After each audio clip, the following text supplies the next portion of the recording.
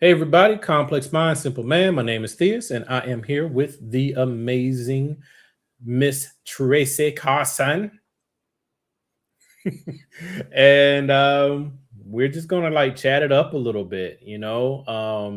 This is Friday, so the focus on Fridays, I try to keep it political, I try to keep it like third party centered.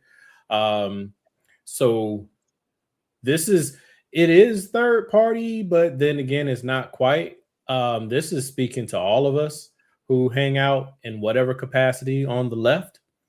Um, whether you're a non-voter, you're an active voter, you're an activist, you're a third party, you're a Democrat, you're a DSA, you're a progressive, like wherever you hang out on the left, aka not MAGA, aka not Republican.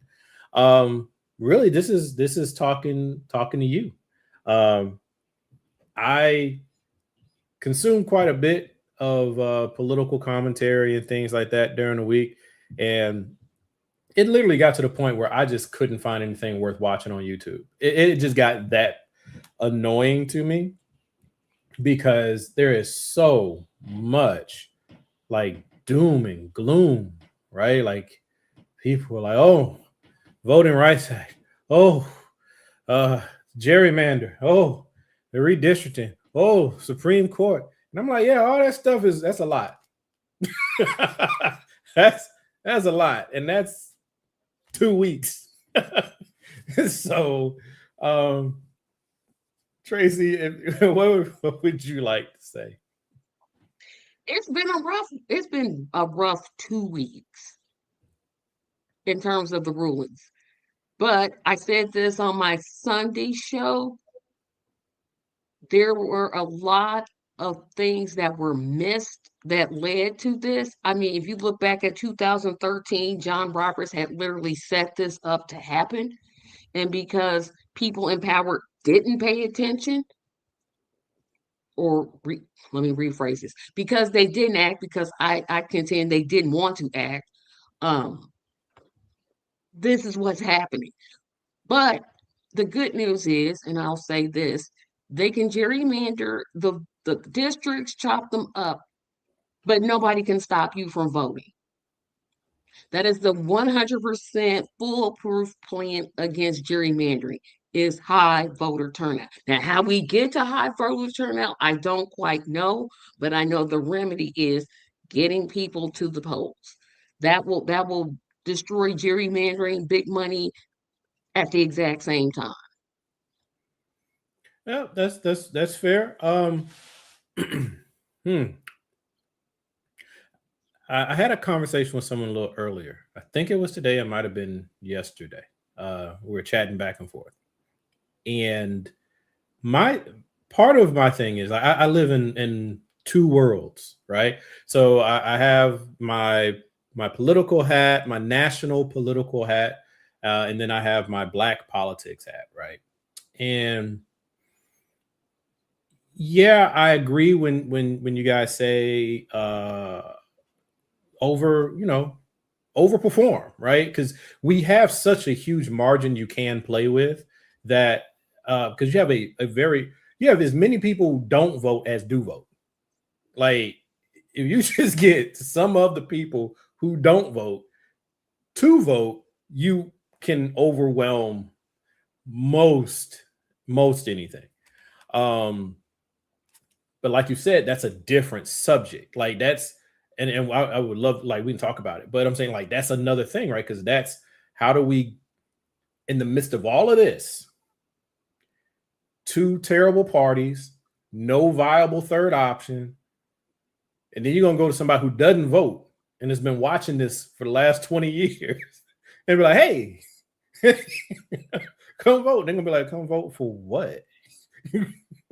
but that's the task, right? Like that's the job. Because you can either accept defeat or you can work against being defeated. Um, and I like to lean on the side of work towards, not being defeated. Um, So yeah, I'm with you there. I also, just as a, I'm not known for sunshines and rainbows, but don't be discouraged too much. I mean, we should be discouraged because this is a consequence of a lack of concentrated effort.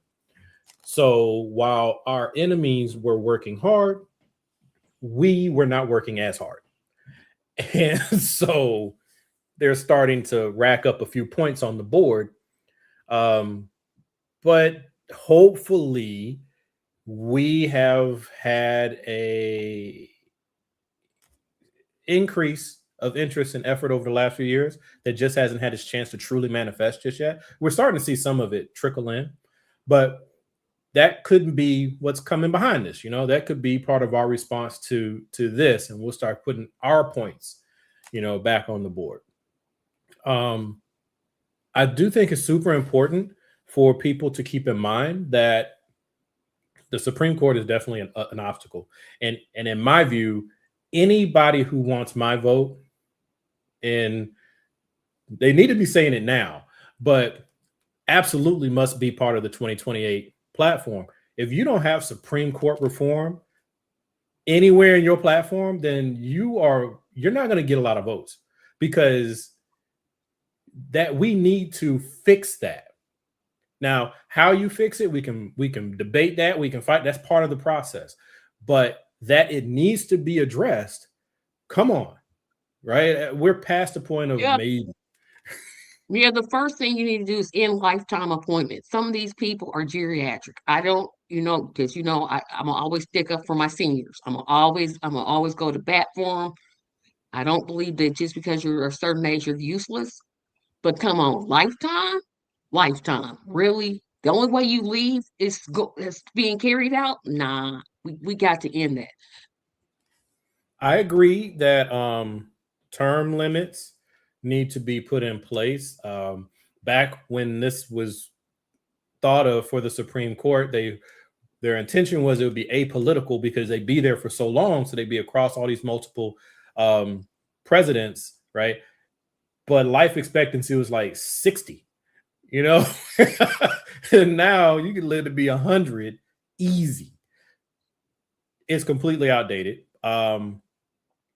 So yeah, I agree. I don't think that'll fix what our problem is, though.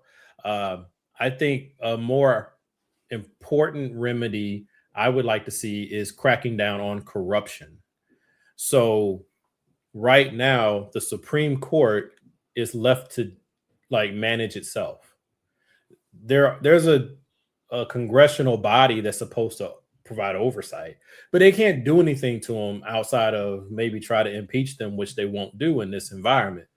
So we need something that actually makes them as vulnerable to breaking the law as other federal judges are.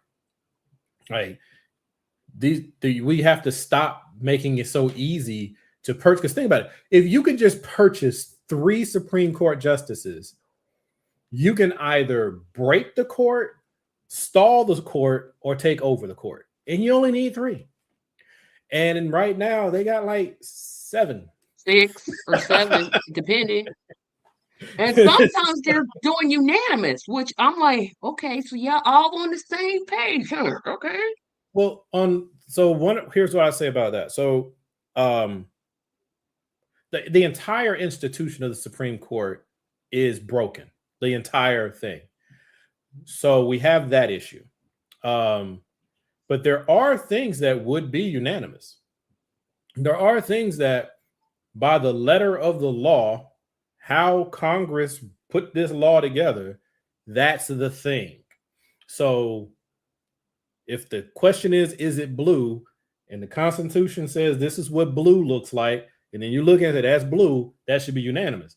The problem we have is they're like naming things that, like, we're saying, is this blue? And they're like, giraffe. And giraffe is the answer. And because there's 6 of us, we win. Like, we're getting that kind of stuff coming through the Supreme Court. And the only way to fix that at this stage, I think, is you have to reform the court. Like, you have to expand the court. I'm not like really big on this. They say packing, court packing.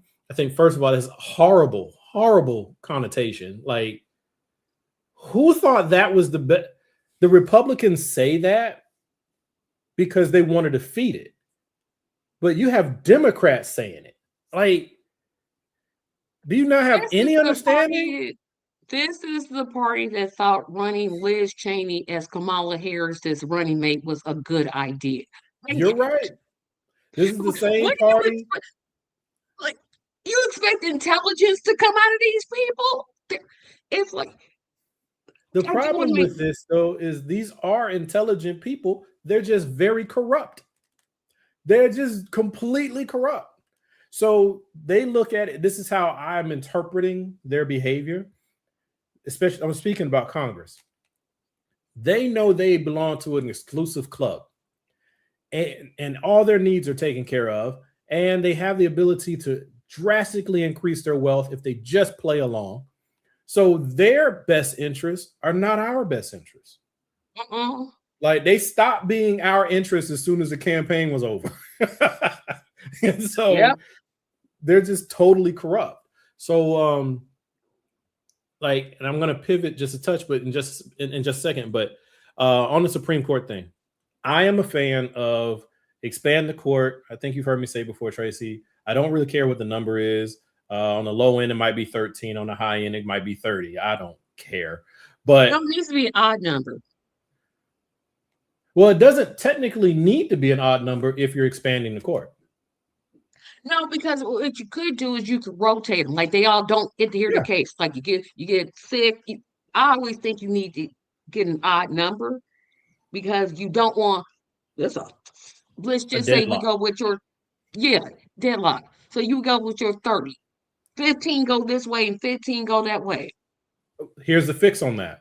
So in my theory of the case, which I've heard some other people say too, you're still going to have 9 justices listening to the case, right? It's just the 9 will be randomized. So you don't know which 9 will get this particular case. So if you have an even number or an odd number, it doesn't truly matter because any of the 9, and by any of them, can be put on this thing, right? Kind of like we do every other judge. Every other judge that has a panel, they are randomized in what cases fall in their lap. So that would be my fix for that. You still got 9. If you got 27 judges, that's 3 completely different panels listening to 3 completely different cases. But even if you only had 13, you would still have 9 on one and 9 on the other, but some of them happen to be on 2 cases. Right now, the same 9 get to sit on all the cases. And they get So to sit on all of them. so that's and so if you can just get your meat hooks into a couple of them, you can break or influence all the cases. So that's why I'm like, I would like to see the courts expanded, and having the rotating bench. And then we don't really need the, what do you call it, the term limit, but I still think we should. I still think like, you don't even have to do it by age because we don't know how old somebody is when they get put on the bench.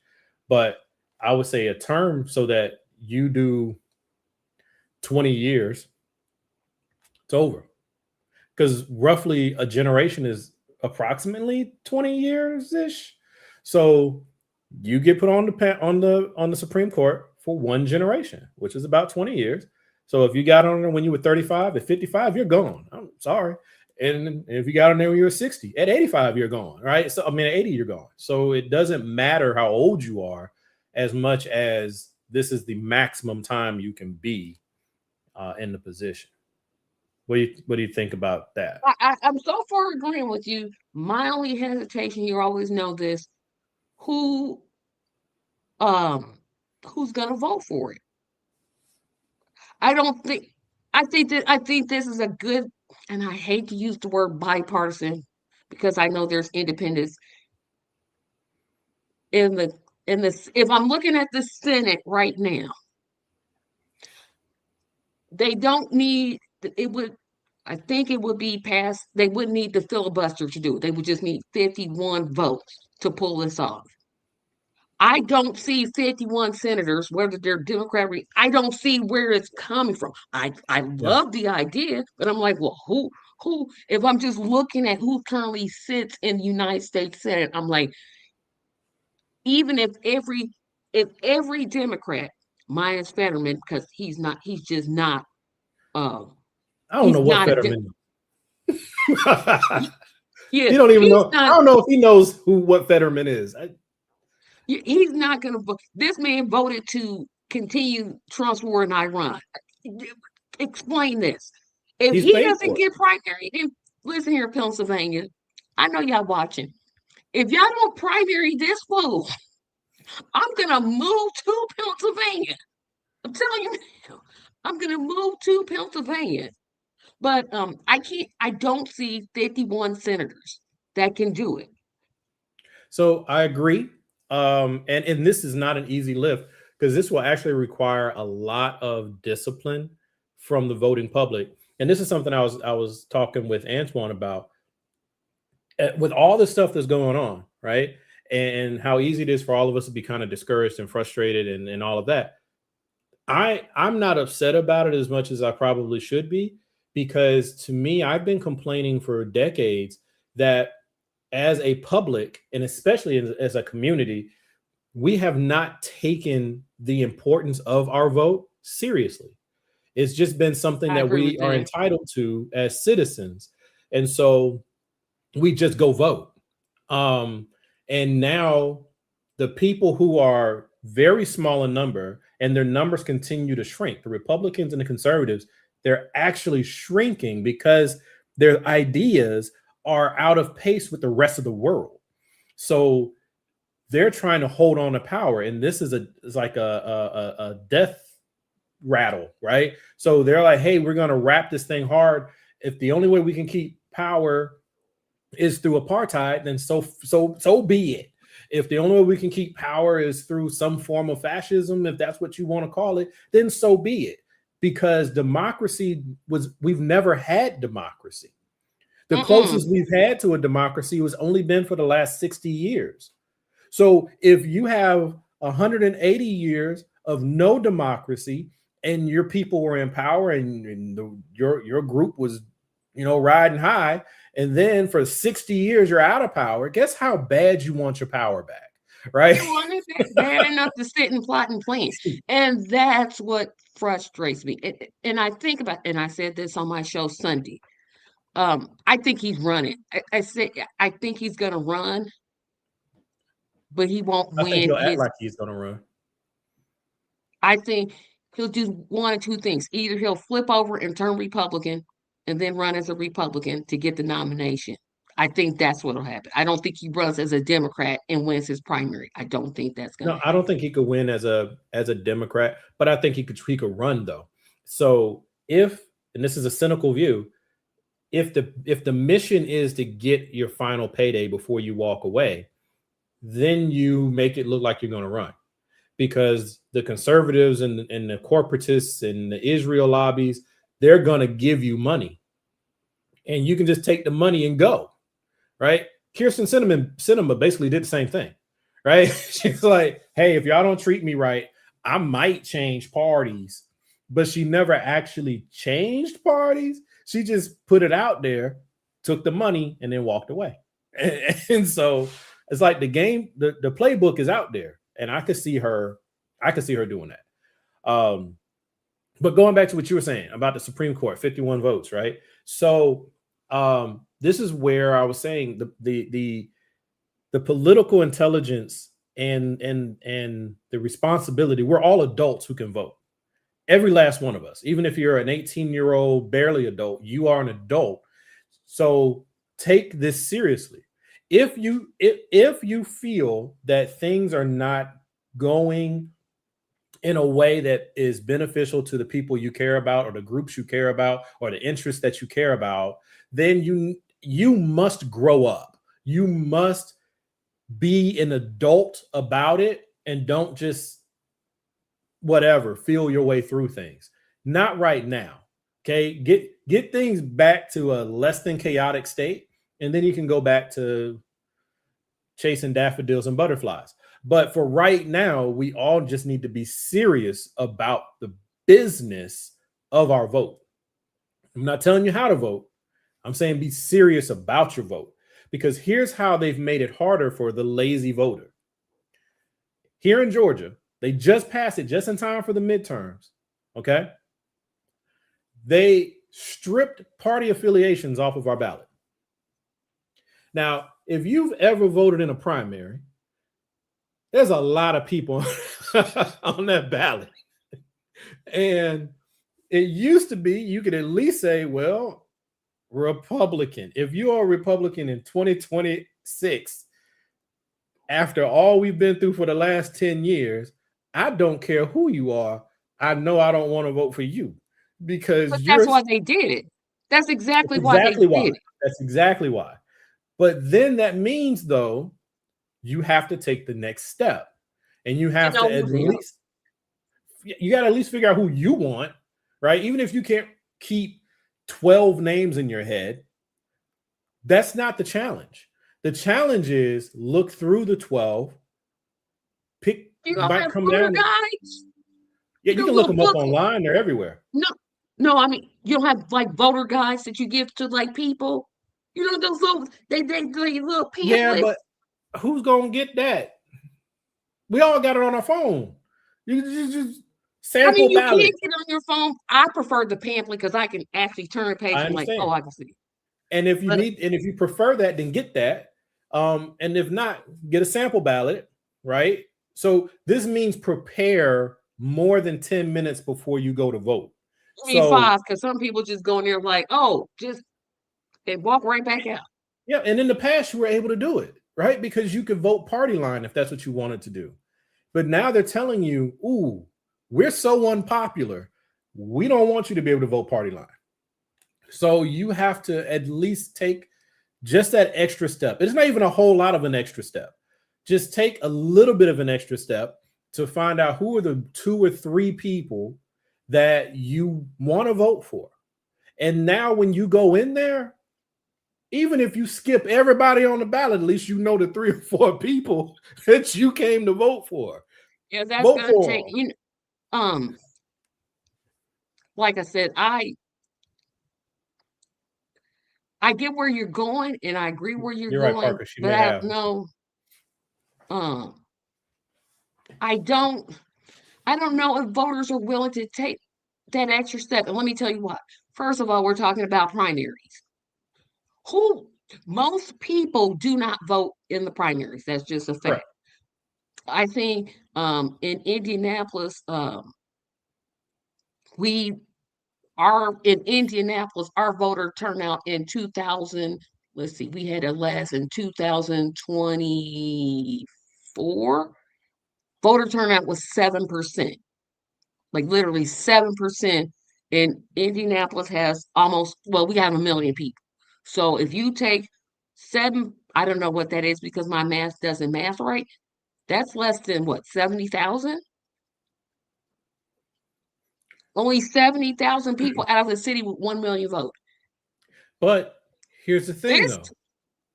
Primary voters are the most motivated voters. Right, So that's what I'm getting to. Right. So you have to be cognizant of that because again, when you're going to the primaries, you about that life. You just literally are about that life. You've paid attention. You know who you're voting for. Um, kind of. it's hard unless it's a unless it's a presidential election. And I hate to do this, but that's when people pay attention. Unfortunately, that's the way our media has pretty much trained us to do. We all pay attention to 2028. That's what we're paying attention to. I get it. When we should be paying attention to city council, we should be paying attention to the mayor's race, but we don't. We put it right on the president. I'm like, well, that doesn't.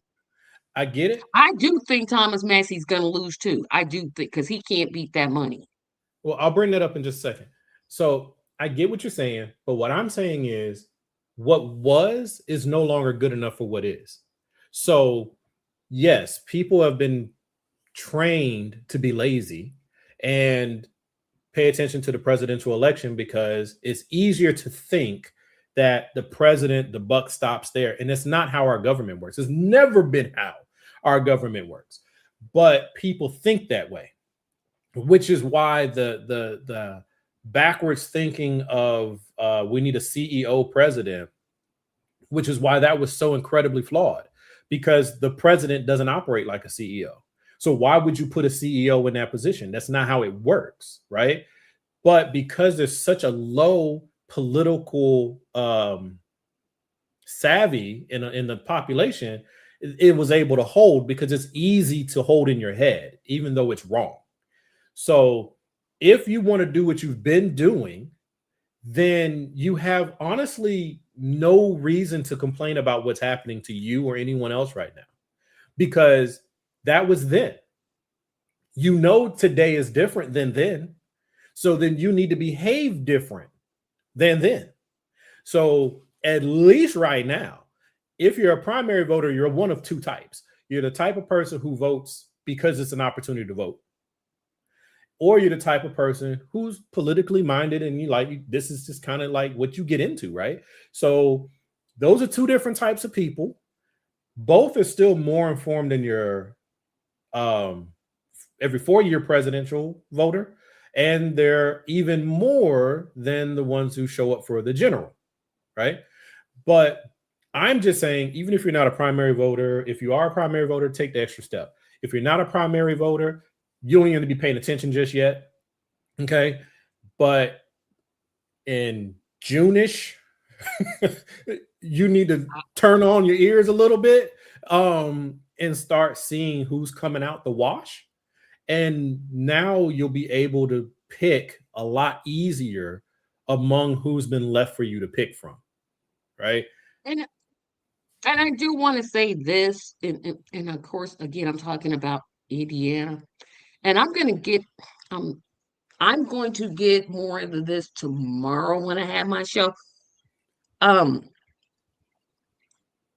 y- it's time for us. I know we took this stand as Black people, like we're gonna just stand back. We're not gonna show up to protest, and we're not gonna show up to this, and we're not gonna show up to that. Wasn't Georgia's primary this past Tuesday? So we had early voting. So this, I believe ours officially was this past Tuesday. Um, I voted early, so I don't remember. I Oh, voted almost 2 weeks ago. oh, So, yeah, I think I um, voted 3 days before the election because I just kept going back and forth and back and forth. But I had promised one person I was gonna vote for him, so I'm like, okay, I'll go vote for this one person. was it Tracy I was Robinson? no, Oh, he's in Florida. I'm in Indianapolis. But I okay. think Go ahead. here's What the you were thing about to I say? will say. Here's the thing I would say. There's a lot for people to worry about. If you and now I'm going to defend the person that this is like. I don't care. There's gas prices. There's food prices. Hmm. There's uh foreclosures are up. Hmm. Homelessness is up. Hmm. So in their minds, they're thinking, why? Well, nothing changes. Somehow, some way, we've got to take that. I'm mad about this. I'm mad about this, and say you need to vote. And that's the minimum. Voting is the bare minimum that you need to. Because what you really need to do is get active in your community. You need to be an And informed voter, and you need to be active. Yeah. yeah, and do things like mutual aid. You need those are the things you need to do. But I'm just talking about voting in this sense. There's got to be something for me. I always feel like if I don't vote, what I don't have any reason to complain because I didn't take the opportunity was right there for me. I'm talking about how I view it. I'm not saying this is right or wrong, but this is how No, I I view feel it. you. I feel you. I don't feel like, well, I'm just gonna just complain. No, I'm gonna vote. And then I'm gonna hold you accountable. I'm gonna make that person accountable. I voted for a congressman. I was like, he real lucky that his voting record matches what I want. He got real lucky this time, even though he took PAC money, and that irked me. But I was like, okay, I'll let it go this time. But that next time coming, I don't know if I'm gonna let it go. So here's where I'll say this is where we elevate the discussion a little bit, right? So I don't think you should have to let anything go per se, but you factor it in and you focus more on what is it that you're after. So, and you've heard this from me, this litany plenty of times. What is it that you're after? And if you take this action, does it get you closer to what you're after? And if you take this action, does it get you closer to where you're after? If neither of these will get you any closer than where you're after, then why are you taking that action? So when we look at non-voters, where I think I'm confident where despite best intentions, we miss the boat is we try to use the same arguments with them as we do with a person who already votes. And that's not going to work. There's a young brother, I can't remember his name because I've never seen him before, but he's got like this, he's very active, dynamic cat. And he got like the 4 different types thing. And he was, it's not the 4 types I was telling you about, Tracy. This is completely different. Oh, But okay. he was talking about like you got your cynicals and you got your all these different people. Well, if you're a non-voter, that doesn't mean that you're uninformed. Sometimes you're a non-voter because you're very informed, right? You're like, I have been paying attention, and I know that the primary is the first time they let the public have a level of say in the candidates. But I also know that with the Republican Party, when Trump was running, they had a fake primary because he was already going to be the nominee. They just had other people just to say that they had somebody out there.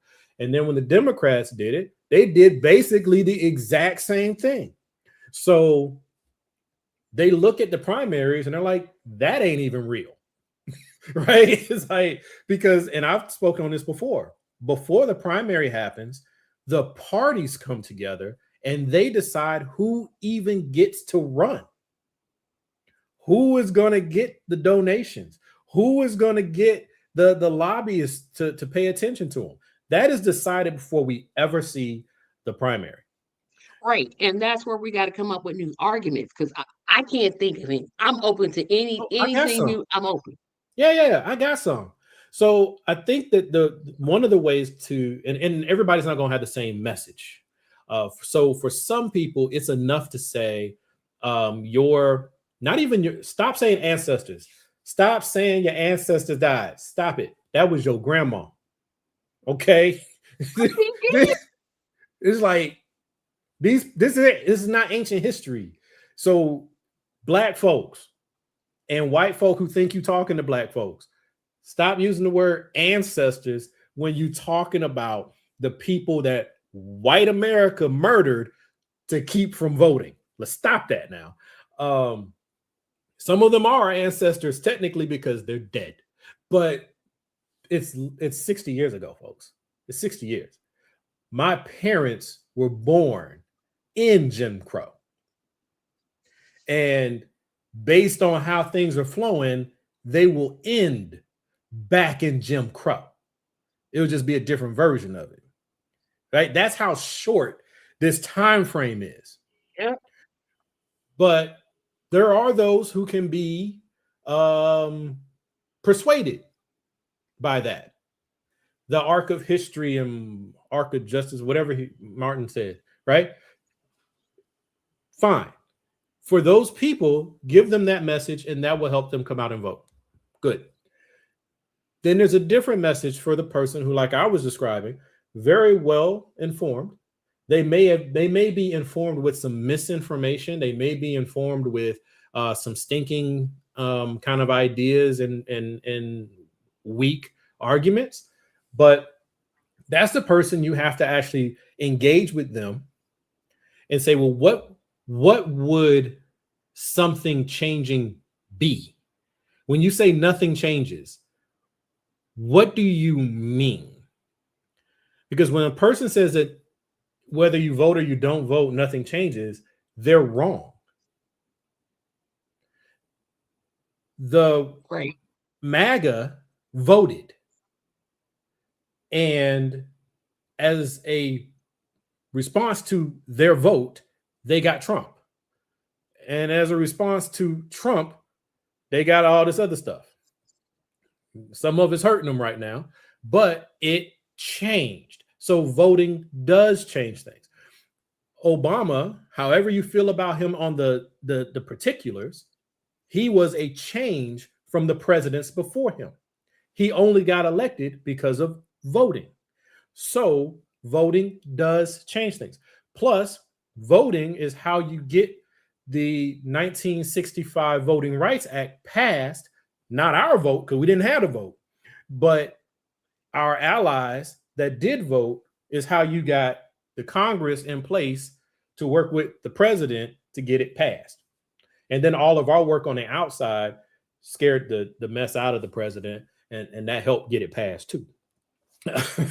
But voting does count. You have to be willing to have the patience to see where it is they're coming from, because oftentimes what they're saying to you is a reflection of their frustration, you know. And then you got some people who are casual voters, but they're very frustrated. They need a win. And if the best you can show them is a Democratic Party, the national party, you've lost them. If the best you can show them is the Republican Party, you already know you lost them. I'm talking about people on the left. And if the best you can show them is a loose network of third parties floating around in the ether, you lost them too. But this is where you were saying with the local part, Tracy. Local politics is so complicated. It's really hard, right? It's like so many pieces. So instead you pick a couple pieces, right? And you don't wait until election season. You say, okay, we will change who the sheriff is in the upcoming election. And if you'll work with me, we'll work with other people, and we will get who we want to be sheriff. And so about 2 years out from the election, you'll find out who's running for it. You get behind the one that you want to get behind. And when we just focus on getting votes and having the conversations and getting all this, because you can win locally with small numbers. So if you can prove to someone that something works, they'll be more inclined to believe that something bigger can work. But first, you got to give them a little something. And again, people need to pay attention to their local elections. I don't know how many times I've said this. I keep saying it. And I'm being kind of a hypocrite because my podcast focuses on national politics, but we need to, especially third parties, I've been saying this, we hold 3,243 seats across America. So obviously we can win, but we have barriers, money, access to media, et cetera, et cetera. But nothing replaces a good old door knocking campaign. Nothing replaces, no, you can knock doors. I ain't knocking on nobody's door. That's how else are you going to engage voters? I am a 6 foot tall black man, bald headed black man. You don't and look I am like a rather good size. I'm not the biggest guy. That's something about door knocking as a political strategy. It is the best way to get to people. Because one, you're getting people. Most people are going to tell you get lost. You already know that. But for those, if you knock on, let's see, I knocked on like 100 doors. Yeah, Parker has a good one. Like, phone banking, that's another one. Text texting and the phone calls and the emails. Yeah, yep. There's something that we can do. What I don't like, especially in the Black community, is what we're doing. It's like we just gonna throw parties and just do the electric slide and just not pay attention. That's not fair, Tracy. That is not fair at all.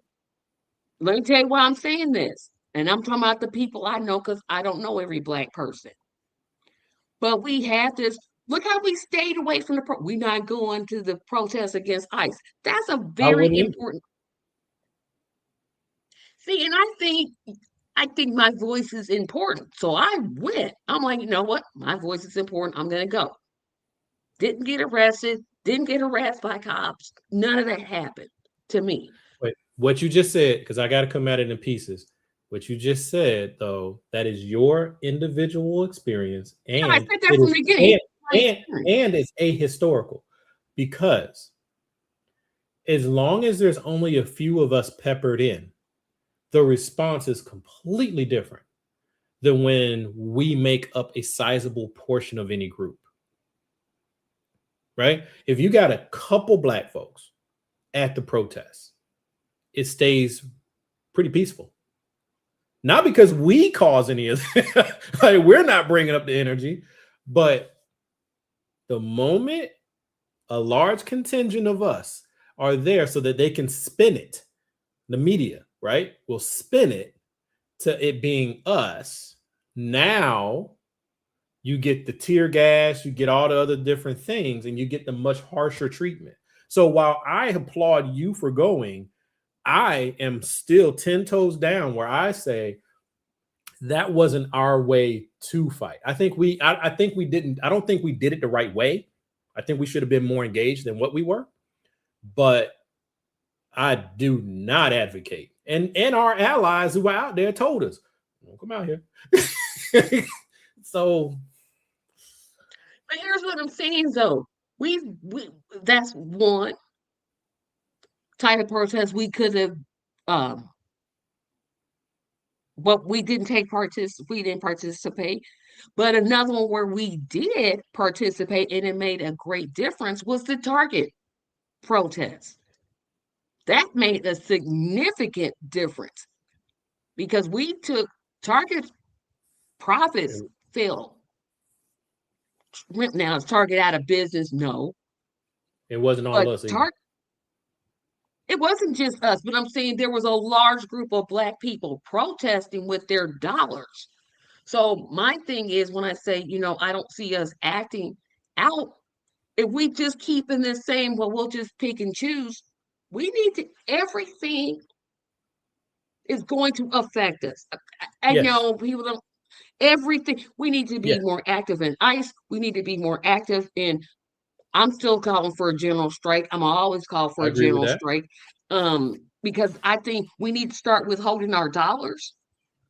It's time for us to get off the couch. Maybe I should have said it that way. It's like, no, But this isn't time to just sit here and talk about the sweet by and by and gotta but make a you way. No, but get you kind of contradict yourself in the same thing, because we did not show up in mass to protest ICE, right?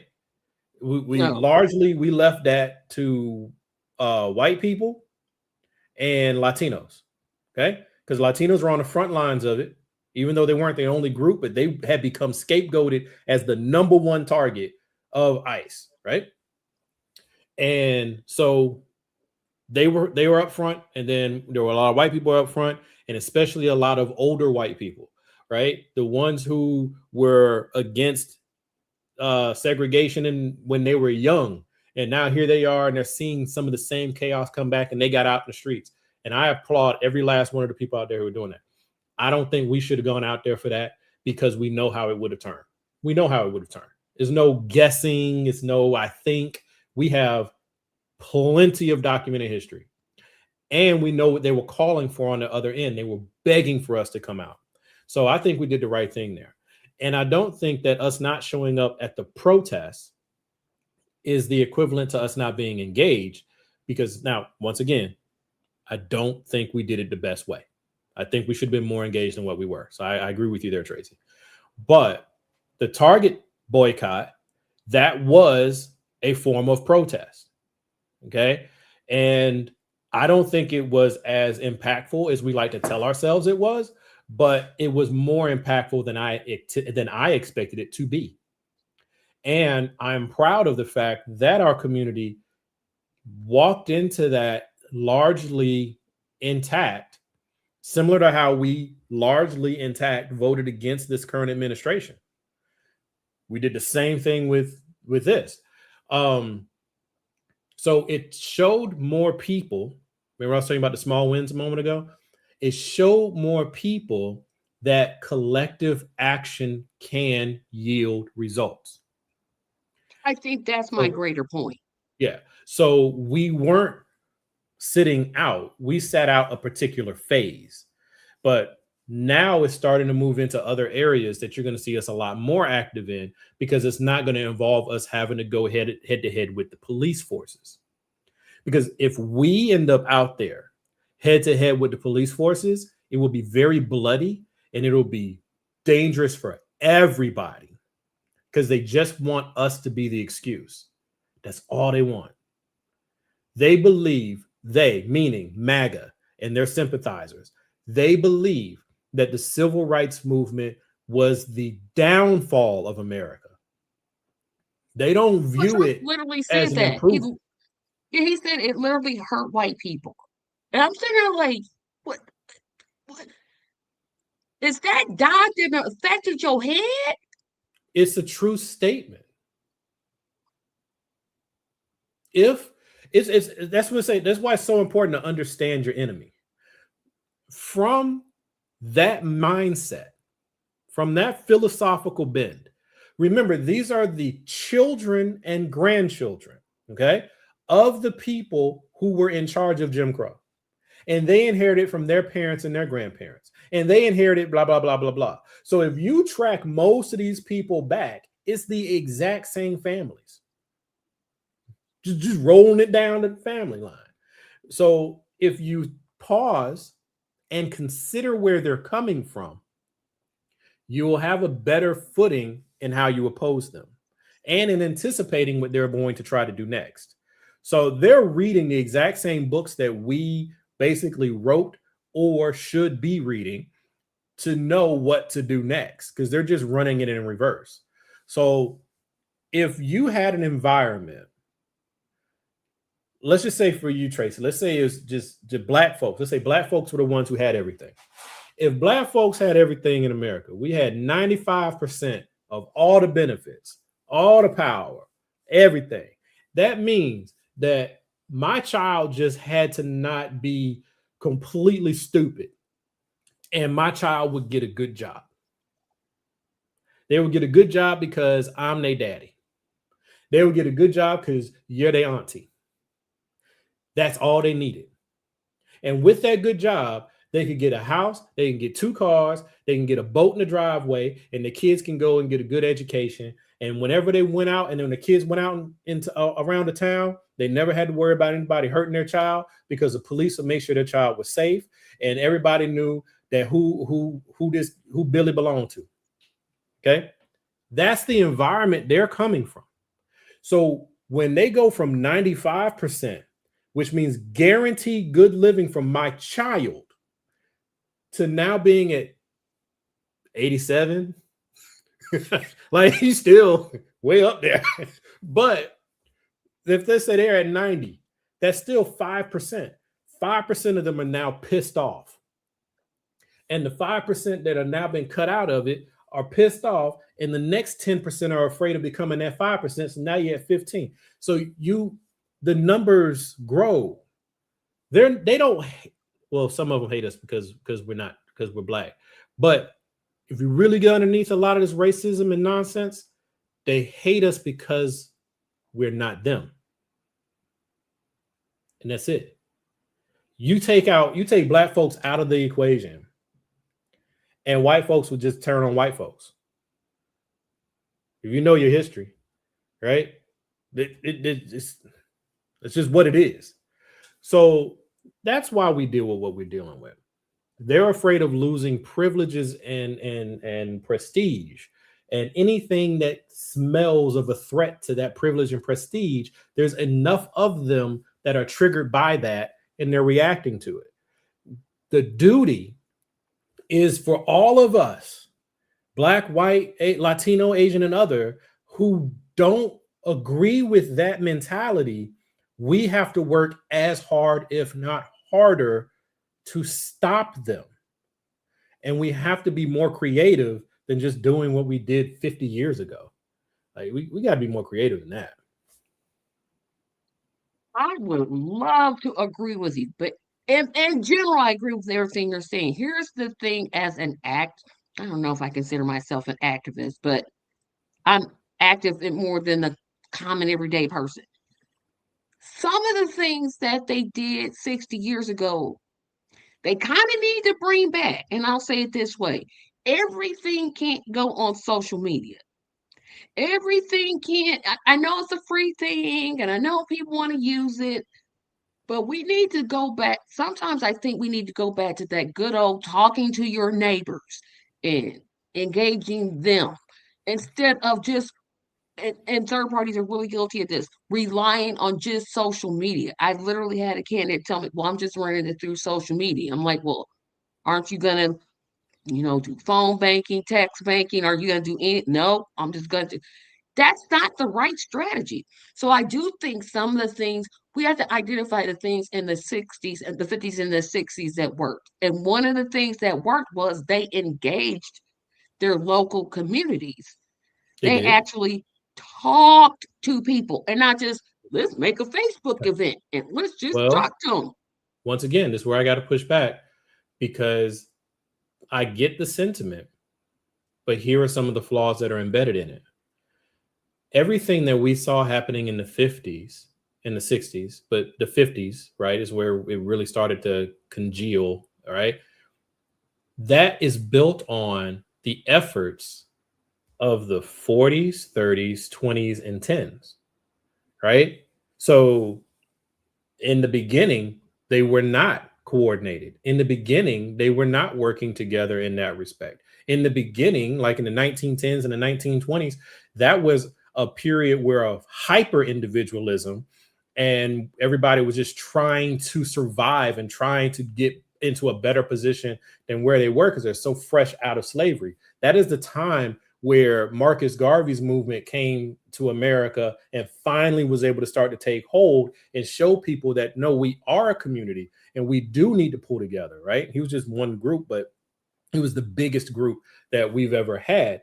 So we like to look at the 50s and 60s and say, hey, look at these things, but those things only existed in that disciplined form because of all the work that came before it. So if right now we're not, but let's say this is our 1960s, because it kind of is. So if this is our 1960s, then we need to ask ourselves, what were we doing 10 years before now to prepare for now? If we didn't do enough 10 years ago, then we're not able to compare on the same line. You have to have that work that came before.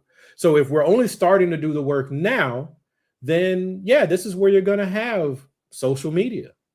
Because what social media can do, if we use it better or right, it will generate some of the energy and bring some of the people together. And then, like you said, we go off stage, right? We go to the church house, we go to a meeting hall, we go to our friends and families' houses and have meetings where you can have your planning sessions and really start to put in work and decide who does what and why and where and when.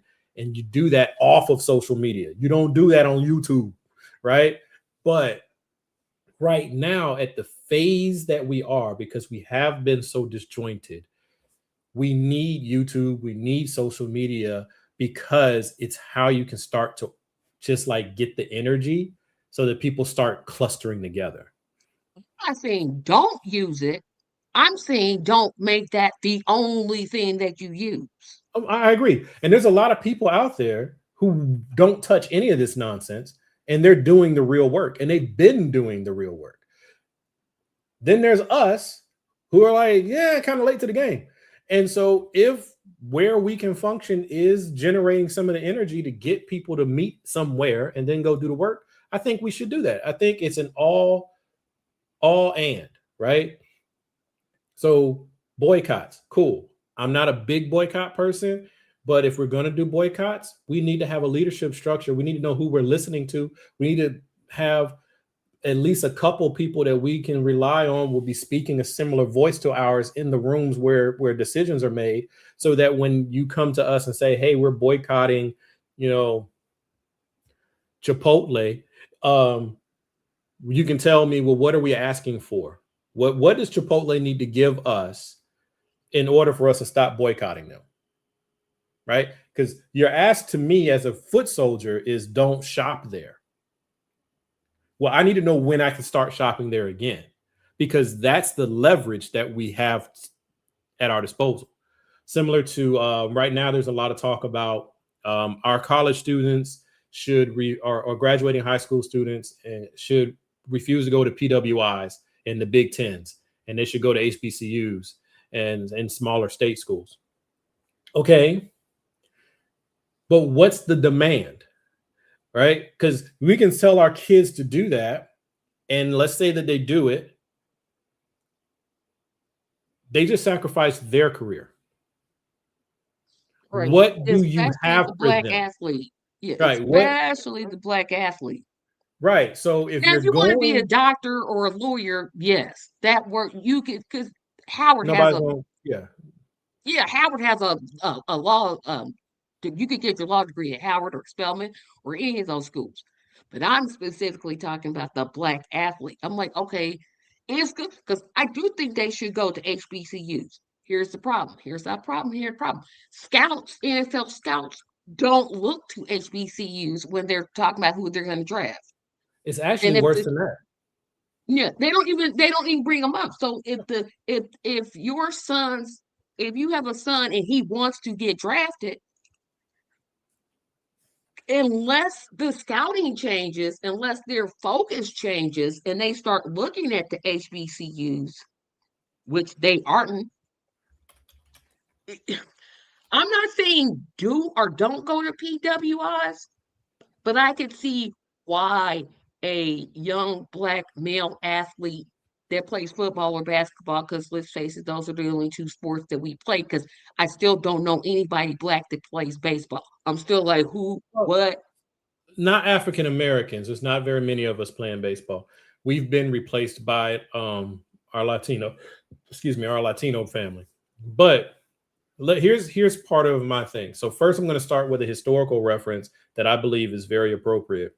Then I'm going to come into a more current event example. So one of my favorite heroes from the past is Muhammad Ali. Okay. And Muhammad Ali, for those who don't know, because maybe you're not as old as I am, Muhammad Ali is one of the greatest boxers to ever do it. Okay. And he refused to go to Vietnam. And so he was being punished by white America for not being a good boy. And when he came back, when he got, he went to go, he had to go to prison and all that stuff, whatever. But he was also associated with the Nation of Islam. And basically what the Nation of Islam did for Muhammad Ali was, you're a rich man. And this is me talking to Muhammad Ali. You're a very wealthy man. You have all the things that you could possibly want. I can't give you that. As a Nation of Islam, I can't make you rich. But what I can do is I can support your passion for your people. I can make sure you and your family never want for anything. You will have a home. You will have cars. You will have clothing. You will have money. You'll have everything you need. I can't match the big numbers, but I can match everything you need. The Nation of Islam was able to do that for him, which allowed for him to give up all the other stuff. Okay. That's my historical reference, which will tie into a more current one. So when we tell our black athletes, forego the big money, forego the opportunity to have these things that you've probably always dreamed of, and the ability to take care of your family in a way that no one else has been able to. You are literally that guy or that girl. Okay. What do we have to offer them? What is our promise to them that if you decline to go to University of Alabama or you decline to go to Syracuse, we will make sure that your mom's house is still getting paid for, that you're going to have money in your pocket the whole time you're in college. When you need a car, you will have a car. We We can't give you all the big things. We can make sure you're okay because we appreciate the sacrifices you are making on behalf of the movement. If we can't make that promise to these athletes, it is cruel to put that demand on them, right? It That's just, doesn't make, like, I get where they're going. Like, I get where they're going. Like, I understand I do. it, I do. but again, and I'm only talking about NFL because to me, football is the only real sport. I don't care about other sports. I don't like them. I don't care. I don't watch them. If your goal is to be in the draft and go, let's just say your goal was the top 10. If you go to one of the top 10 teams, you're going to get paid because those teams are terrible. Usually, if you draft number one, that means you are the worst team and you about to get paid. The fact That that you're getting young man, draft, period.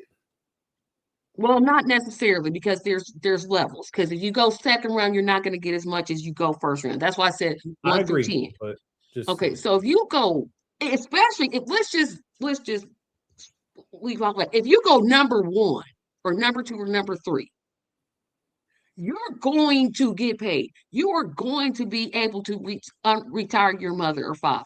You're going to be able to buy your sister a house and send her to medical school. You're going to be able to buy them nice cars. You're going to be able to financially set your family up if you do it right because you got to have the right people around you that won't steal your money. But if you do those things right, you can literally set yourself up, your parents up, your children up. mhm. And now you want me to give that up because I'm doing the right thing. Doing the right thing ain't gonna buy my mama a house. Doing the right thing ain't gonna put food on the table. But here's the thing, and then I agree with you. That's why it's a bad ask if you don't have Yeah, it's a organization. terrible ask. I'm like, are y'all serious? Well, Y'all want them to go? it's not a terrible ask if you had organization. But As they don't. but There's they nothing don't, so set you up. can't, so you shouldn't make that ask, right? Yeah, I'm If like, y'all ain't anybody, doing. yeah, if you're gonna ask anybody to do that, you ask the athletes who are currently getting the money. And that's what you do. don't You ask don't the say it to the current, kid.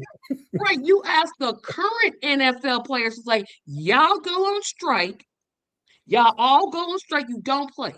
80% of NFL players are black. Yep, 80%. We already yep. tried the scrub thing in 1985. It did not work when we had scrubs. That did not work. Ratings Nobody tanked. want to watch that. If 80, and not every black athlete has to go on strike. If let's just say, I don't know how many players there are in the NFL. Let's just say there's 532. Well, wait a minute. There's 32 teams and they It's have cool. I'm 50, with you. It's 53 players, 32 teams, whatever that is. 80% are black. If every single NFL player went on strike, they wouldn't be on strike for long.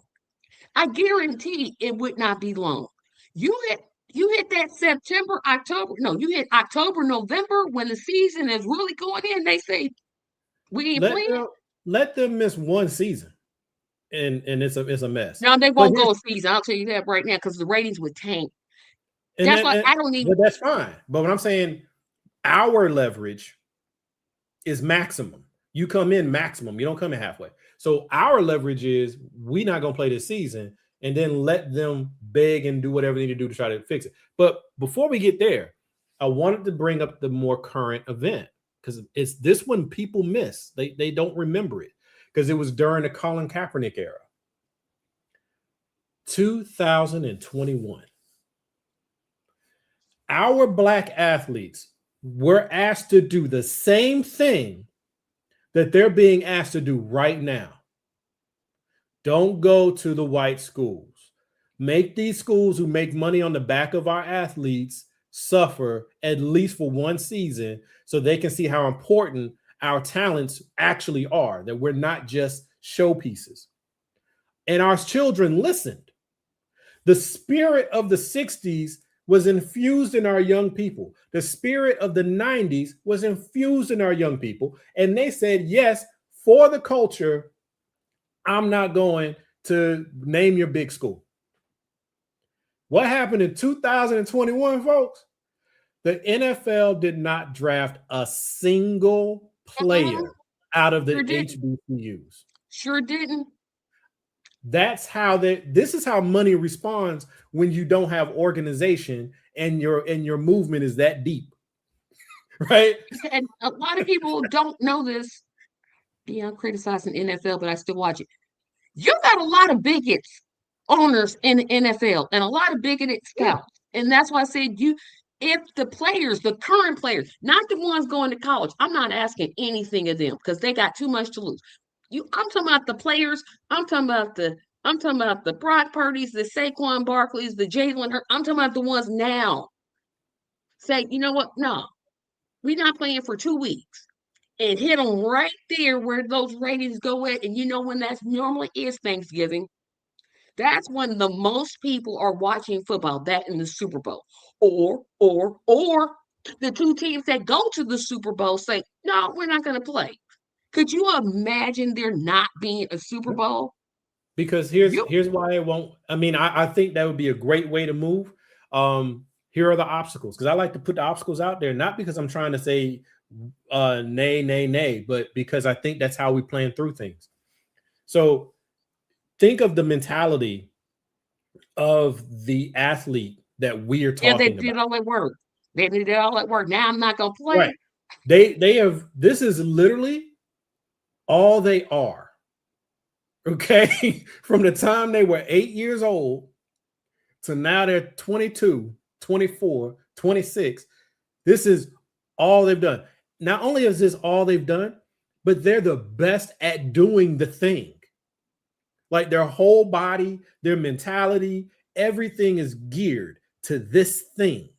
This is like being a brain surgeon in its own right. I am geared for this thing, right? And then we say to this person who has spent their entire life being told that they're different.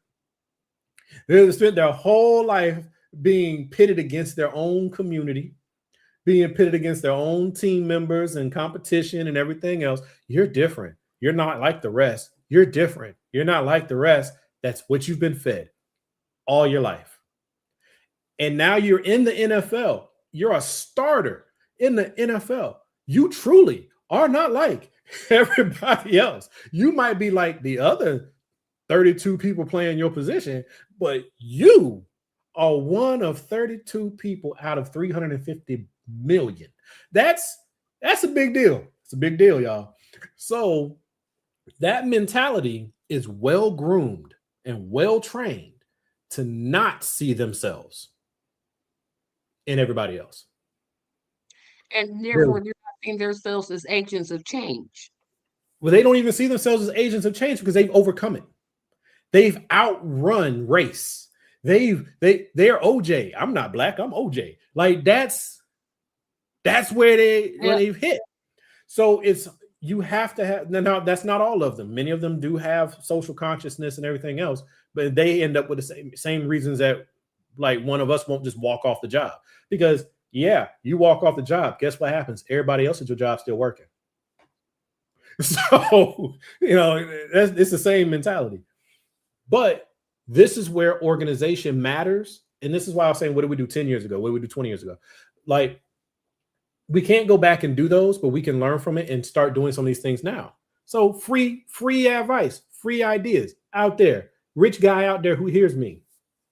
You get with some of your other rich NFL buddies and you guys decide not to set up a little rec center or fund a rec center or something like. No, you set up a what's it called? An amateur league.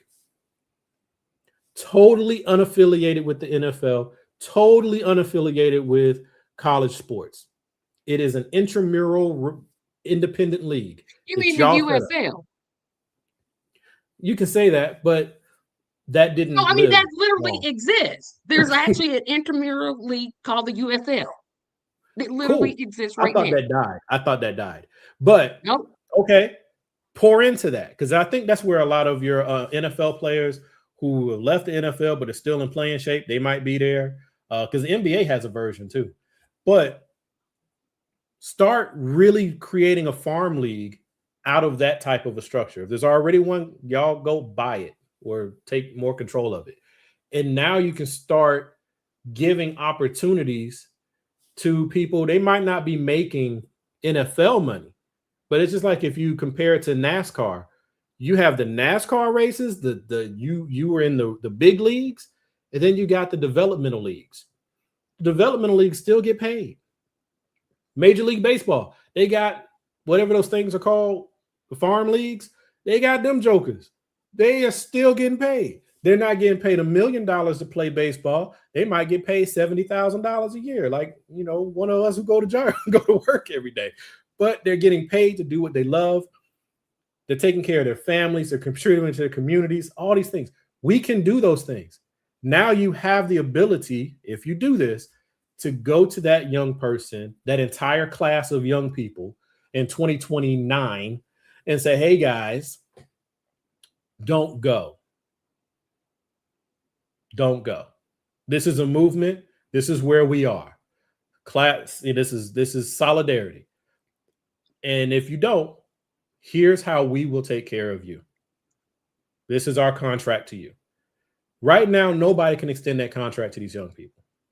No. And then you talk pro. Well, you shouldn't sign with them. Well, why? If I've never played sports, if I'm an athlete, and again, I don't mean to diss women athletes. I know females play sports, but again, I'm only talking about the male athlete because that's where that's where my focus is. I only watch one sport, so obviously women don't play football. But if you tell that young man, hey, from the time he played Pop Warner football, because that's what it's called when little children play, he was geared. I would almost say manipulated. It's NFL. No, it's actually Super Bowl. Let me forget NFL. It's Super Bowl. Your goal is to win the Super at 8 years old. Yep. That's what, and you're telling me, well, go to an HBCU, which don't want to trump on HBCUs. They're more expensive in some cases than the PWIs. Yeah, but those are academic schools. That's true. That's true. They are academic schools. Then again, I was going to say that's right. But if I'm just looking at finances, that player has more. And we also forgot about the NIL. The NIL is an agreement where college players can actually make money while they're in college by selling their likeness. They can do commercials in some cases. Who's gonna pay? I'm gonna just keep it 100 and a buck. Who's gonna pay HBCU person that you never see over Mendoza? So here's how this works, Tracy. And this is why it's super important what we're saying. The worst part of this, let's say it's successful. The worst part of this is somebody has to be sacrificed for it to be successful. Yep, that's the problem. The first two, at minimum, the first two recruiting classes will suffer tremendously. They ain't gonna do nothing. If anything, they can go play overseas. That's the best they're gonna be able to go do. Okay. So now they're separated from their family playing overseas. The first two seasons or recruiting seasons to do this they will be crushed. And like you said, this is their dream. This is their family's dream since they were little. Okay. They had to win the lottery every 1 to 2 years athletically to get to where they are. Constantly winning the lottery to get to where they are. Okay. Now, if it's successful, those two groups, sucks to be you, right? But that third group that goes to that's continuing the trend of going to all the best players that go into HBCUs, that addresses what you were just pointing out, Tracy. The money will go there. Because the thing about sports, people want to be entertained.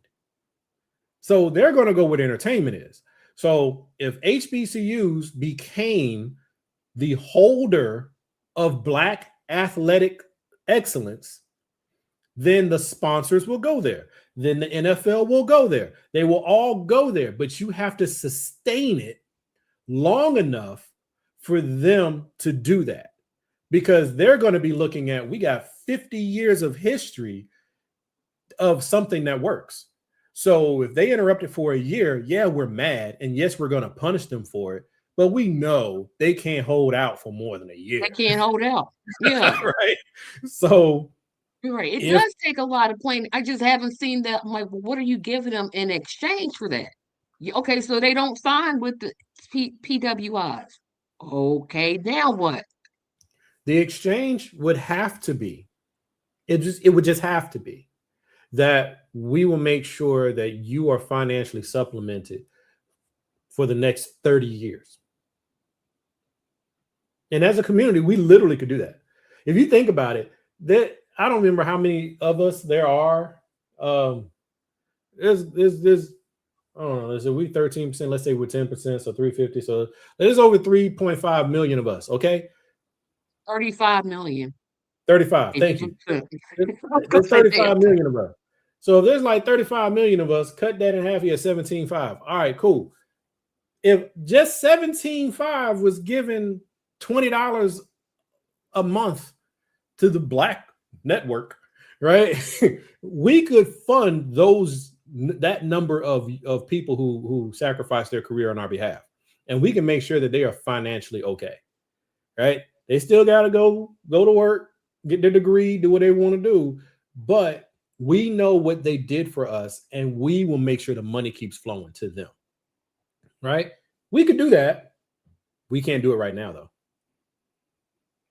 And then to do that, you would also have to overcome a lot of our issues, trust issues, Yep. strivers. We got a lot of strivers among us. We got a lot of parasites among us. And as soon as Yep. they see the money moving, they're going to come in there and pretend to be for the community and Yep. steal from the community immediately. So you got that. So everything gets deeper and thicker, but that's us trying to do it within us.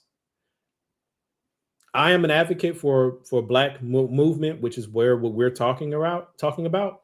But just now, allow yourself to imagine, move this out a bit. And it's not just the Black athletes. Because if you're really focusing on class solidarity, if you're talking about, the political energy that we've been talking about, now you're going to have top tier athletes of whatever race. All right. But now what we're talking about has to get bigger. You gotta have an even bigger organization. Right. But I'm just saying, like, the only thing that stops us from doing things is because we choose not to do it. And also because it's people like you and me who have a lot of these ideas. And even in the best case scenario, we ain't got that kind of skin in the game. We just don't. I mean, yeah.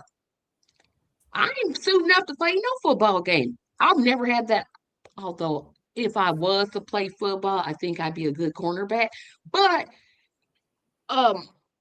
if you think about it, how much? Not even the NFL. We know the NFL makes billions and billions and billions of dollars. College football is not too far behind. What is? I said college football is not. No. College because football, it's the farm league, right? Yeah. Yeah. If you could get college students, now this is what they should have asked, I think, instead. They should have said, hey, why don't you not play for a couple of weeks? Instead of saying, because them signing with the HBCU when scouts aren't even looking at HBCUs, in which again, that's where we need to tell scouts, hey, start looking at HBCUs, but a leopard don't change his spots or stripes or whichever one. Scouts go where the teams tell them to go. So yeah, the and teams need to tell them. And this is what rubs all of you NFL players the wrong way. I get it, but I gave up the NFL when they spat on the lives of our children and treated us the way that they did, despite pulling all their money off of us. And at that moment, I gave up the NFL because I used to watch football, right? That was enough for me. But for those of you out there who just got to watch your football, that wasn't enough for you. You stepped away for a minute and you went right on back to it. So if you really want what you just now were talking about, then some kind of leverage has to be re-employed. We got some bones. We know some of the things to do. Re-employed to get these teams to send their scouts to the HBCUs then. But so long Yeah, as a team can be like, well, I ain't gonna get none of your kids then, and we just keep watching anyway.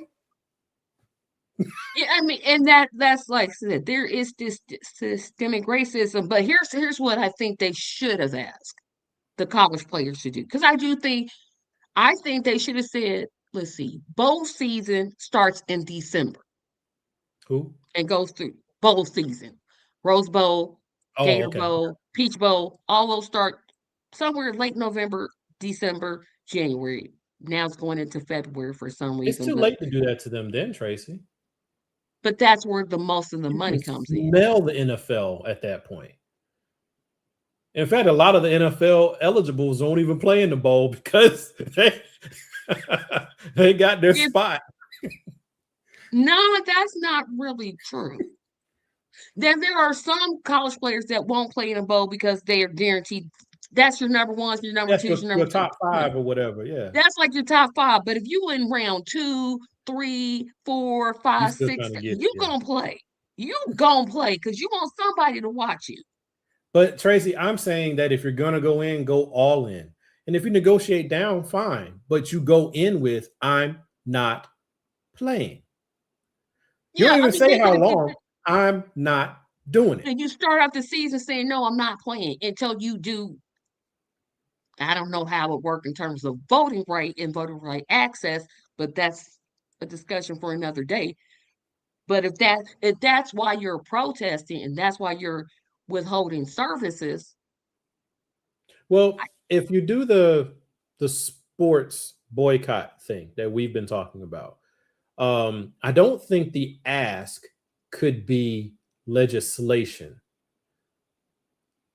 per se because it's so separated in a way. I don't know. Maybe you could. We'd have to think about that.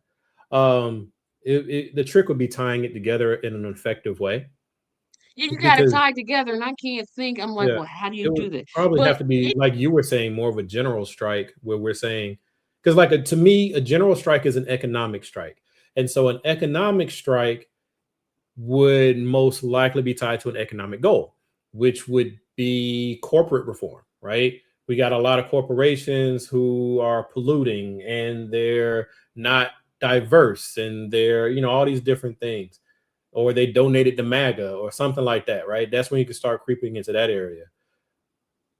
I think that's be something. I'm sure there's people out there who are working on it, yeah, but who could know that? Because I'm like, well, oh, dude. But if I'm you're going to do Parker's thing real quick. the World Cup, which who watches? Well, people do watch that World boring Cup is bigger than walking. NFL football. Who makes the most money? World Cup. You are so World Cup is global. so is he, well, NFL is Nah, ain't the same though. But all right. So the World Cup is coming up in less than a month. Excited, but really hate the fact that Trump is a figurehead while most of the games are held in America. So yeah, Parker, I hear you. I think Trump is the perfect president to have when the World Cup is coming. He's the perfect president to have at America's 250th birthday. He's the perfect president to have as we revisit Jim Crow for the new ages. I think he's perfect because he is the absolute most representative combination of presidents across history. If you take every last one of the presidents and you pull all them bad boys together, you get Trump. Parker, you're So saying that the World Cup makes 10 times the money. How much does the World Cup make? Because I'm sitting here thinking that the Super Bowl, I'm thinking football is, maybe I'm thinking USA. Maybe that's what I'm thinking, and I'm not yeah, thinking global. because that's what's in front of us is the NFL, and it does draw a global audience. But I mean, Which how is many what people? there's games in Australia, in Germany, in Spain, in England, but Yeah, not but Africa. those aren't real games though. Yes, they are. They're doing the Yeah, season. it doesn't count. Matter of fact, San Francisco, my team starts off the year in Sydney, Australia. and I'm going to be up at 5 o'clock that morning. Hopefully the game will be at night that we can see it. But yeah, maybe that's what I'm thinking of. But I do know the teams, you think about it. What do we ask? We're asking people to do something. Um, but we're not telling them why. We're telling them, do it for the culture, but we're not taking in account I think you're that right. there's a I think cost to NFL does. do it.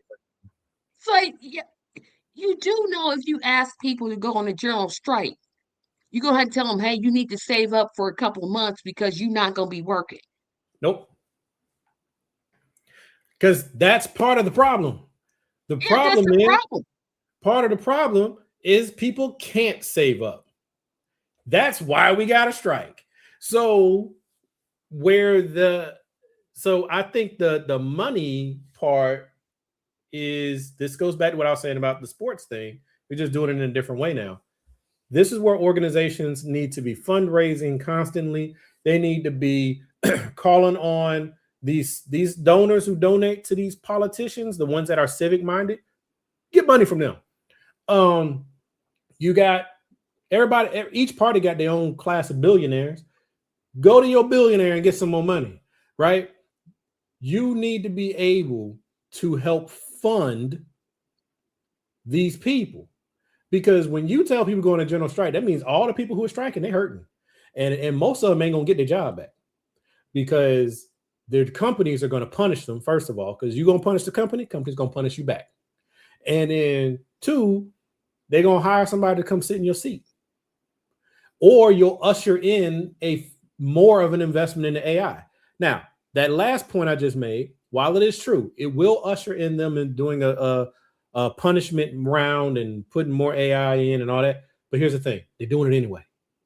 So you might speed it up, but they about to do it to you anyway. So I'm just saying the general strike, there's really no effective way to truly prepare for it other than you need to have organizations. Like if the Democratic Party is pushing for this general strike, like the progressive wing of it, if the third parties are pushing for this, if all these other different things, then they need to have resources set up and ready to go to help. Day one. Huh? Day one. Yeah. They got to be able to help immediately. They got to be able to make sure the food lines and the food pantries and the soup kitchens can feed people. They got to be able to, hey, send me this so I can send you this for your utility bill. You got that's the kind of stuff that's going into it if you're going to maintain a general strike. If you're just going to do it for a day to show solidarity, okay, yeah, we can do that. And it can work.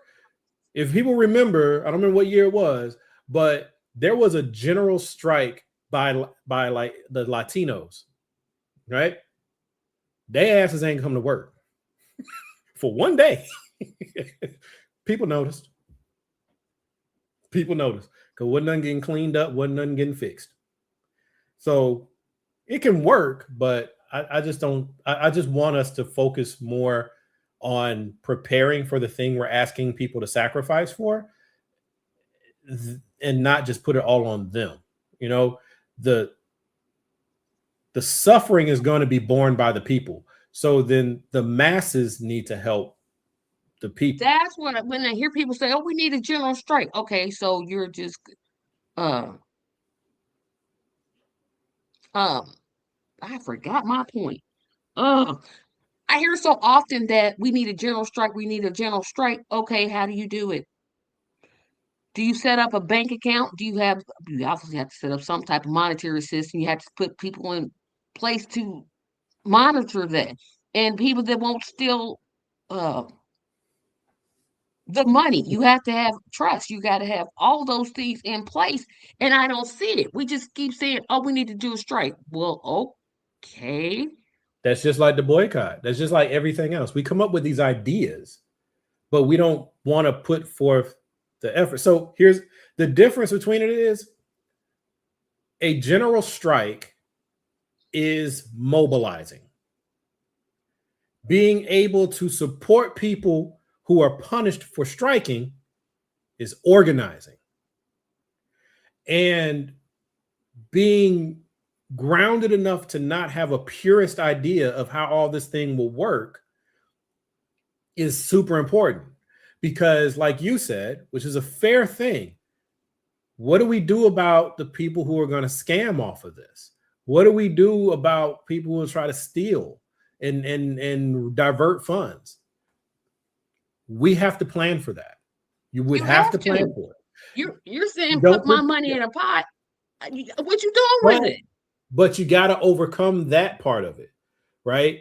The people who are going to contribute need to contribute anyway, because it's the exact same process, the exact same thought process as paying your tithes. No different. It's the exact same thought process as paying your taxes. No different. Because churches don't use the money 100% how they're supposed to. That the government definitely doesn't use the money 100% like they're supposed to. What does happen is the vast majority of the money goes where it's supposed to. But there's always people who are in there. Yeah, you gotta, Right? there has to, what I wish would happen is because I watch a lot of podcasts and they keep saying we need a general strike. Okay. I'm just like, tell me the date. Tell me where to send my money at. I don't know. And then in a general strike, you had to know what it is that you're asking for. Yeah, that's the Do biggest problem I have. do you just go straight for the juggler and say we want Yes. voter access, we want universal health care, we want No. universal base income, but we have to have some type of criteria, right? And that's another problem with striking. The Target strike that I had, the Target boycott that I had. I'm like, what are you asking for? Are you asking them to restore DEI? Are you asking them to hire more? What is it? Agreed. I never could figure out what it was that they were asking for. Yep, that was the flaw. That was the biggest flaw for me overall is what's the demand? Because I keep saying if you're going to put on a boycott, it's easy to put something on. We need to know how do we turn it off, right? Because the person you're punishing, you're punishing them to get them to give in. So they want to know, how do I make the punishment stop? Right? So if the ask is DEI, you want us to put the DEI office back in. Okay, then tell me that's what it is. And so that way, And when they I never come to told us your leaders, what are you asking? What is it that you want? so when I come to your Want leaders, I can say, here's my DEI plan. Does this work for you? And if you say that'll work, then the boycott's called off. But our problem is who called the boycott? Who can turn off the boycott? Because Pastor Jamal Bryant, he didn't technically start the boycott. And then you had him and Reverend Barber and somebody else. They were like known to be more or less the heads. They grew to become the heads of this thing. And yet, when Pastor Bryant said, we're done, some lady who's also a notable person, I just don't remember who she is, she pops up, she's like, no, we ain't. So and it's you can't like, even agree we're gonna agree on something. Yeah, and that's where my frustration is. You have to know I mean, what it is you're asking. Now, me, I say go for the jugular. Everything you want, just start asking for it. Because we're not gonna get everything that we ask for. That's something else we've got to know. So it that's why I depends say on what you're doing. But you put it all do, on the table. but you do go in. Like this is, I've spoken on this about politics. I'm going to come to you with 5 policy priorities. Remember that long video I did. These are the 5 things I want them. Got to have them. Right now, I know internally I will settle at 2 because right now I have 0. Yeah, I have 0. So But I'm not going to come in the room saying, here are my 5, but I'll settle for 2.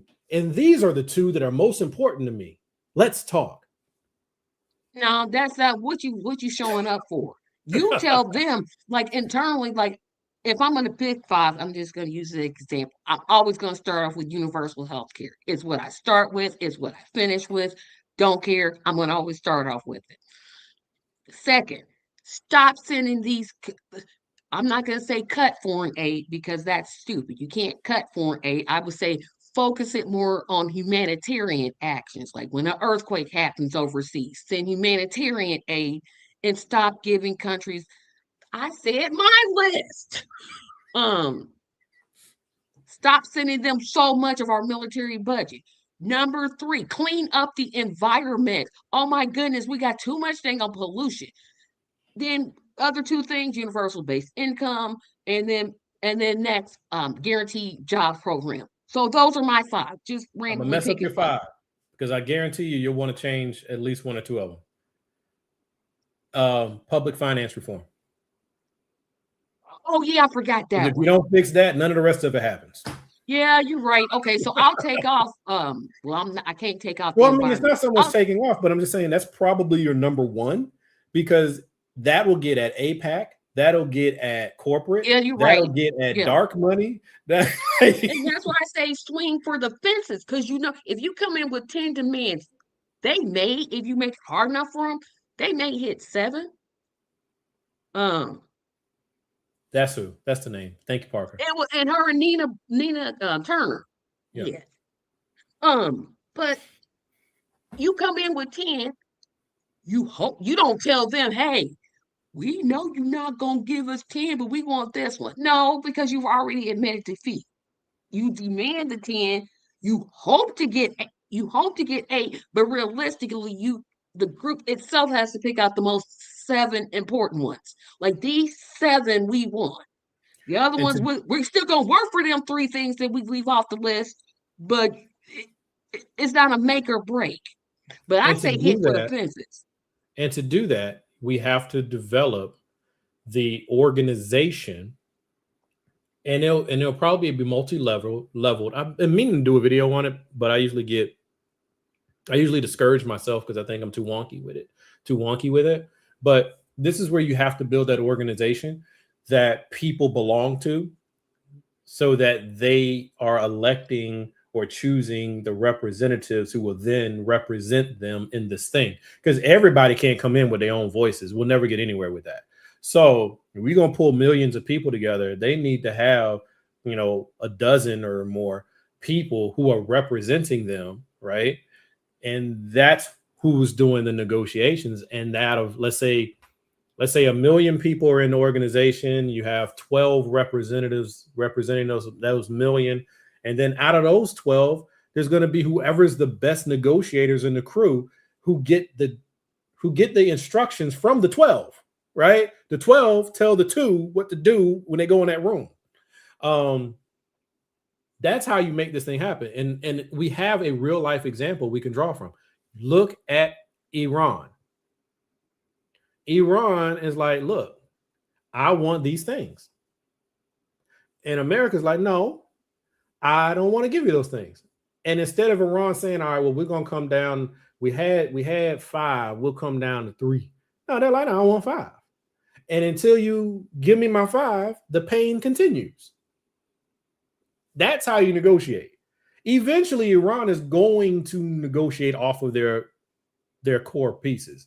And they're going to walk away with most likely something about sanctions relief, Strait of Hormuz, and a security agreement.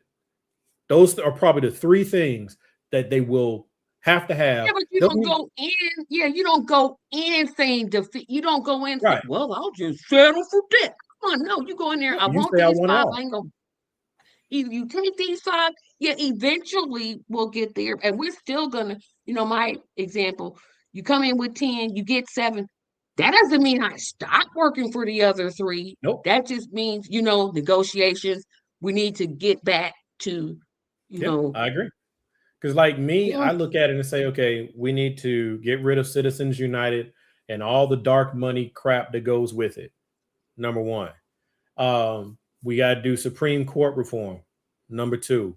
And we got to, in my view, there would be some either new amendments or some really strong laws to shore up the holes that have been exposed over the last 8 to 12 years. Those are my main ones.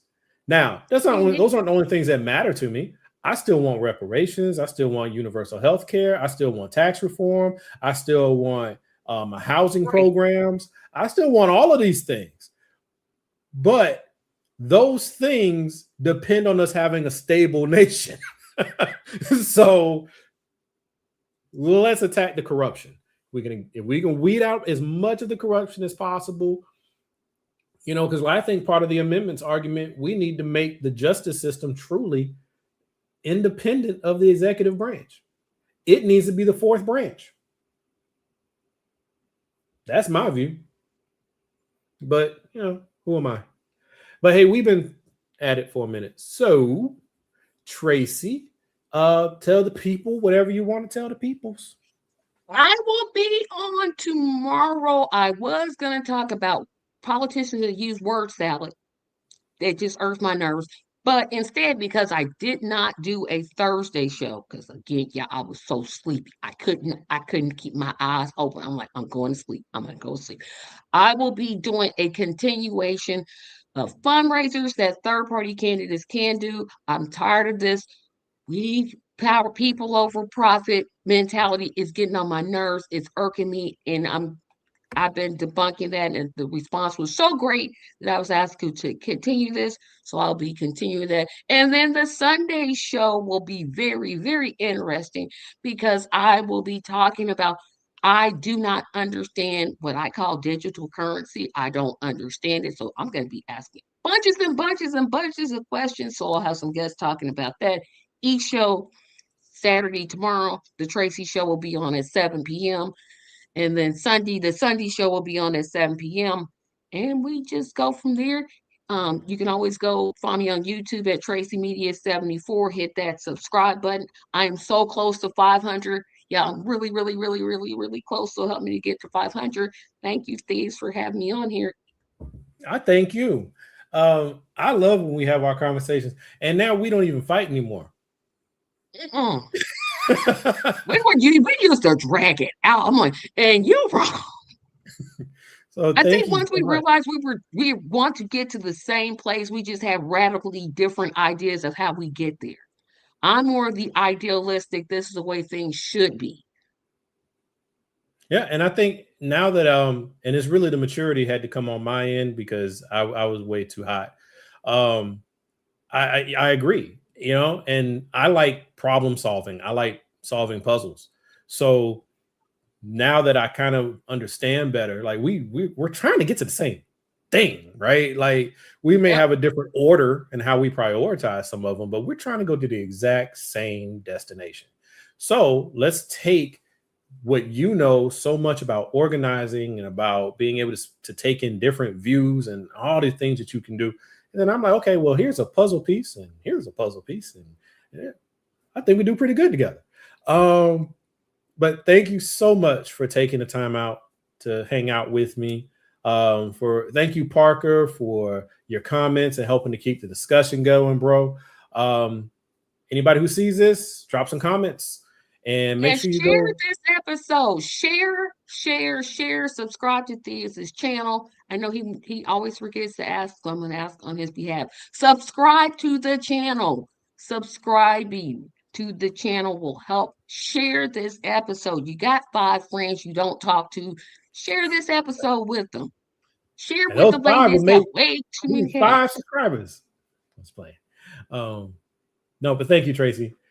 And but definitely go and subscribe to Tracy Media. Check it out. She's got a lot of good content. So thank you. Y'all have a good night and enjoy your weekend.